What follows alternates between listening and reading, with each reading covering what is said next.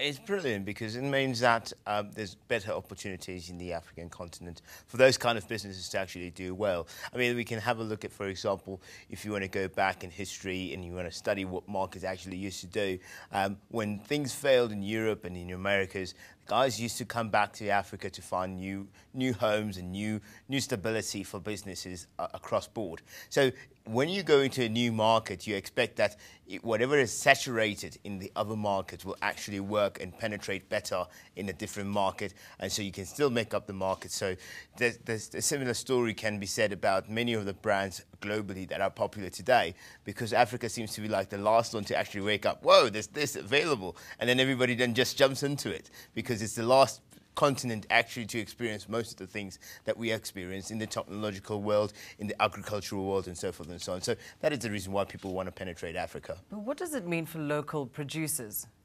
It is a difficult one. You know, Lindy, you have to remember where we come from, you know, the historical background. We've not always been exposed to these things. So business has become very, very difficult in the African context. Why? One, because we don't have the know-how. So everything that comes in, we have to study first before we can actually introduce to the rest of the market. And by the time we get to that level, most of our competitors have already gotten suit of what it is that it's required for them to actually succeed in that local continent or that local market. So if we can actually start our own things, we can develop our own things and then throw them out to the rest of the world, that would be much better. But unfortunately, that's not going to happen at the current moment. We are still too much of an absorbing continent or consumer-based environment where everything that comes in, we take it, we study it, and then try and interpret what it means to the rest of the African market. So we're still very much limited when it comes to that. But one has to wonder whether or not local firms perhaps do have a competitive advantage, since they know the African market, they operate here,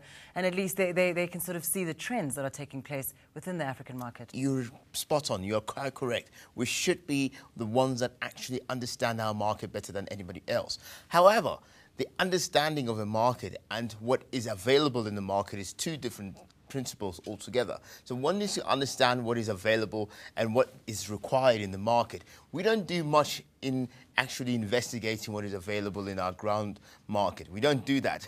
We just hope that whatever it is that I'm selling should be able to work.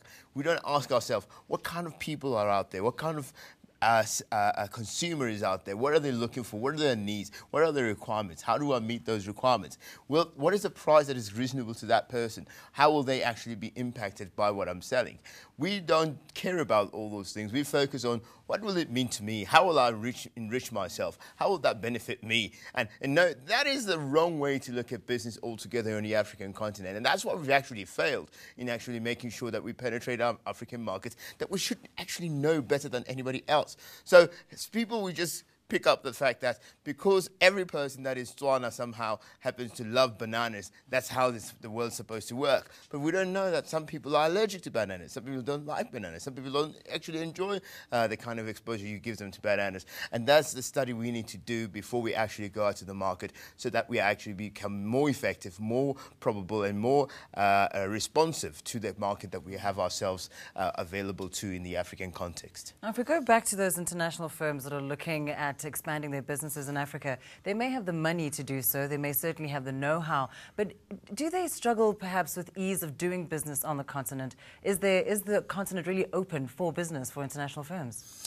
I think there's very much open, and there's not much restriction, and that's what the problem is that these big brands, when they come in here, they dictate to the African people what they must have, what to consume. You know, when burgers come out to South Africa or to Namibia or to Lesotho, we just take them as they are. We don't know the context. We don't know what the kind of cheese they use.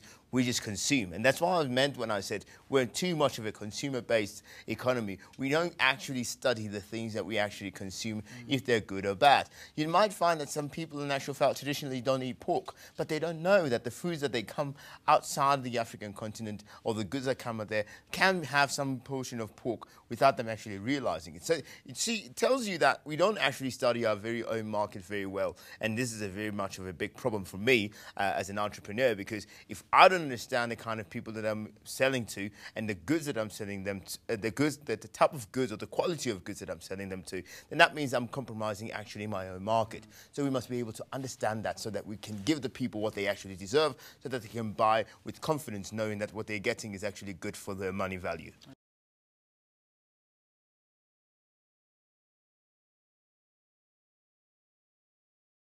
Know more. eNCA.com